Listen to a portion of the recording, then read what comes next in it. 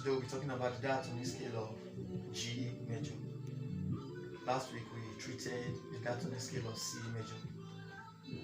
So there is a difference between the scale of C major and the scale of G major, both on the staff and on the keyboard, because their positions are different. So taking a good look at the staff, which will be displayed on the screen, the key of G begins from the second line of the staff, which is known as G, and as where we have our first note as the do note.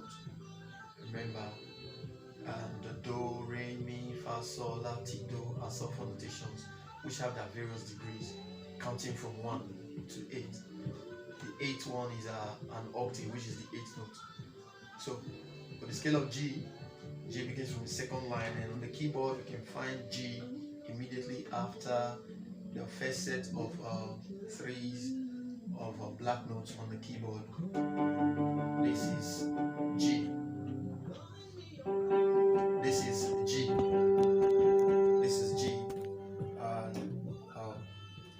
So if you look at it, we have G, A, B, C, D, E, F sharp, and G.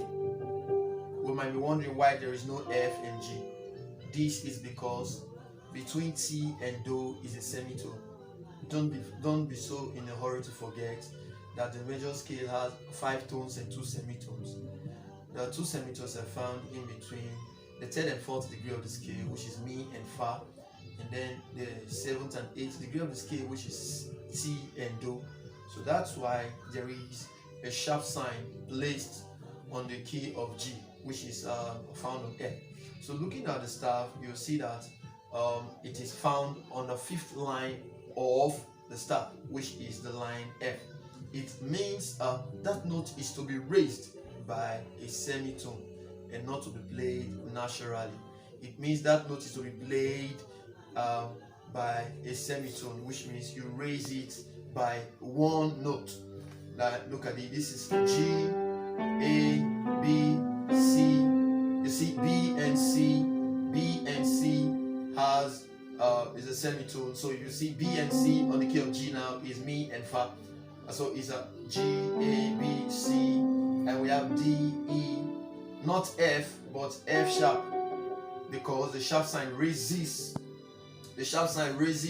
that note F to become a sharp. So that means T, Do. So that's the essence of the sharp sign on that on the key of G, so as to satisfy the sulfur notation. So we have G, A, B, C, D, E, F sharp, and G. Right. So if you look at it very well, you'll see displayed on the screen the scale of G on the staff, and on the keyboard is Do, Re, Mi, Fa, Sol, La, Ti, Do. So if you have your keyboard with you, you can look at it. If you want to play with your double fingers, you see you place your left hand on one part of the keyboard and your right hand on the 3rd octave of the keyboard. So it's going to be Do, Re, Mi, Fa, Sol, La, Ti, Do. That's in ascension. So like I said in our previous class, the first white key before the set of 2 black keys is known as C. So this is C, D, E, F, G. So we're beginning from G, which is G, A, B, C, D, E, F sharp, and G. I've talked about it, the reason there is an F sharp before the octave G. So that's that about the diatonic scale of G, and we'll also be talking about the tetrachord of G. For the tetrachord of G, a tetrachord is a scale of 4 notes, like I said in our previous class. A scale of 4 notes that is separated by 3 intervals. We have the first or the lower tetrachord and the second or the upper tetrachord.